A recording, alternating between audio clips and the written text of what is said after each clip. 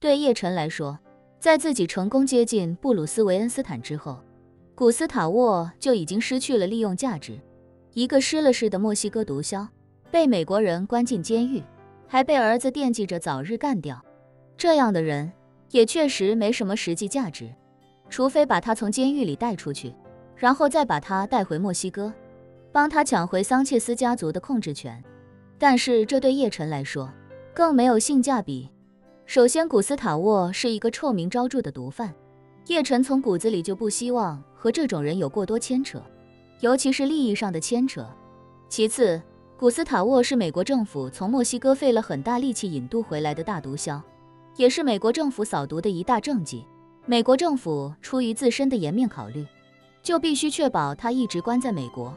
的监狱里。一旦他越狱了，那就是打了美国司法系统的脸，到时候美国政府只会更加疯狂的想要把他抓回去。如此一来，就算桑切斯回墨西哥重夺大权，怕是也嘚瑟不了几天，到时候还是会回到这个地方。所以现在对叶晨来说，最好的办法就是让古斯塔沃发挥一下余热。只要他能舍得一身剐，把罗斯柴尔德家族卖掉，那就能让罗斯柴尔德家族刚刚得到的那点主动权瞬间丧失殆尽。况且叶晨也并不是单纯的利用古斯塔沃，只要古斯塔沃按照他的说法，成功让自己在罗斯柴尔德家族以及自己的儿子中间找到一个求生的夹缝，那他就可以高枕无忧地活下去。如此的话，不但打击了罗斯柴尔德家族，还能留他一条命，而且他还要对叶晨感恩戴德，一举三得。此时的古斯塔沃也弄明白了叶晨这个方案中的基本逻辑。以前的他作为一个坐拥私人武装的大毒枭，办事不太喜欢搞这些弯弯绕，无论是跟同行打交道还是跟政府打交道，他基本就两招先吃遍天，一个是收归己用，如果收不了就直接干掉。所以他的脑子里也想不出这种攻心之策。梳理明白叶晨的这套逻辑之后，他心中也是佩服有加，连忙赞叹道：叶先生，您这套办法真是太妙了，我怎么就想不到？以前有人给我推荐你们华夏的孙子兵法，我还一直不当回事，现在看看，我还是得好好学习学习这些深奥的东方智慧。叶晨看着他，微微笑道：你现在也没有必要学这些了，反正你这辈子都不可能出得了这家监狱，只要你按我说的办，你就能够立于不死之地，以后就在这监狱里躺平吧。古斯塔沃讪笑一声，殷勤的点头附和道：叶先生您说的对，我以后就只能在这监狱里边安度晚年了。叶晨点点头，摆手道：行了，赶紧去录视频吧，录完之后让我看一看，没什么问题就可以上传到网上去了。好，古斯塔沃忙道：我这就去录。罗斯柴尔德家族的线上视频会议终于告一段落， FBI 主导的调查组也已经赶到了布鲁克林监狱，并且在典狱长的办公室里找到了视频中的那条密道。密道被找到了，被关押在下面的周良运也自然被他们解救了出来。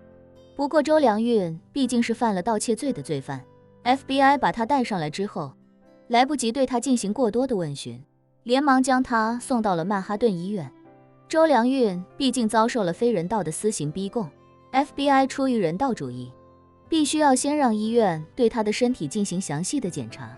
而后才能根据他身体的情况来判定他是否还可以继续在监狱里正常服刑。而且由于他是这桩丑闻中的受害者，为了确保他不起诉司法部门，在他的身体检查结束之后，司法部门还要再过来和他进行闭门商议，届时他们需要靠着支付赔偿，亦或者缩减刑期，来让周良运满意。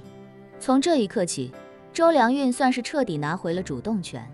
至于被叶晨做了心理暗示的布鲁斯·韦恩斯坦，也因为滥用职权，暂时被 FBI 拘留。在这之后，调查组会在整件事情调查结束之后，对他进行起诉。马特·罗斯柴尔德此时也已经迫于家族压力向警方自首。虽然他是罗斯柴尔德家族的核心成员，但是在家族利益面前，他的个人利益已经完全不值一提，更何况整件事情都是他捅出来的娄子，他此时也只能站出来当那个背锅侠。不过远在墨西哥的埃克托·桑切斯，也就是古斯塔沃·桑切斯的儿子，此时却有些心烦。他没想到约瑟夫的人今天竟然没有成功将自己的父亲干掉。原本他倒也没太在意，毕竟今天没机会不代表以后都没机会，说不定明天就能如愿以偿。可是美国那边突如其来的一系列大瓜，瞬间让他感觉到忧心忡忡。在他看来，布鲁克林监狱闹出这么大的丑闻，美国的相关部门一定会立刻严抓这家监狱的管理。如此一来，约瑟夫再想动手，恐怕就没这么容易了。他不禁懊恼，若是让约瑟夫早一天动手，亦或者约瑟夫今天抓住机会，那自己岂不就提前把所有问题都解决了？只是眼下的情况是，即便他在懊恼，也解决不了眼前的问题，所以他只能寄希望于约瑟夫还能找到突破点。若是实在不行，自己就派杀手到布鲁克林监狱寻找机会把父亲干掉。而美国这边，随着布鲁斯·韦恩斯坦被捕，马特·罗斯柴尔德自首，这件事表面上也算是告一段落。罗斯柴尔德家族的人也终于能松一口气，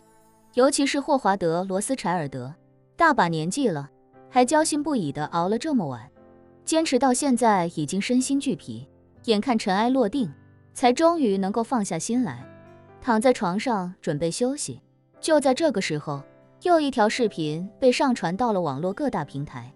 视频的主角是美国人尽皆知的大毒枭古斯塔沃·桑切斯。当初古斯塔沃被美国引渡回来受审的时候，美国政府可是没少卖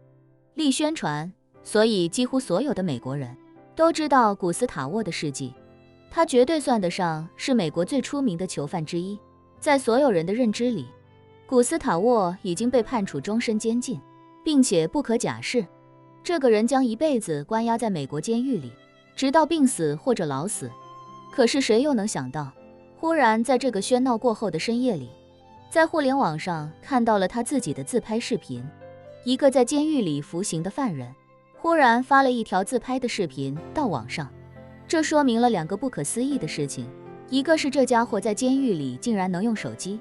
另一个是这家伙在监狱里竟然还能上网。这一下就让美国的吃瓜网友来了12分兴致。而古斯塔沃视频里的内容则更加炸裂。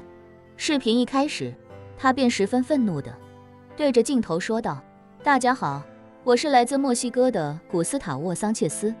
此刻我正在美国纽约的布鲁克林监狱，我要在这里控诉罗斯柴尔德家族背信弃义、过河拆桥，就是因为罗斯柴尔德这个厚颜无耻的家族言而无信，背后捅刀。今天中午，我差点死在布鲁克林监狱。视频到这里的时候，所有观众都感觉到一阵头脑炸裂的惊奇与快感。没想到大半夜竟然又来了一个大瓜，而且还是超级大瓜。世界上曾经最强悍的毒枭之一，在监狱里手撕世界上最大的家族，这种大戏都不能称之为年度了，3年5年也未必能轮到机会见识一番。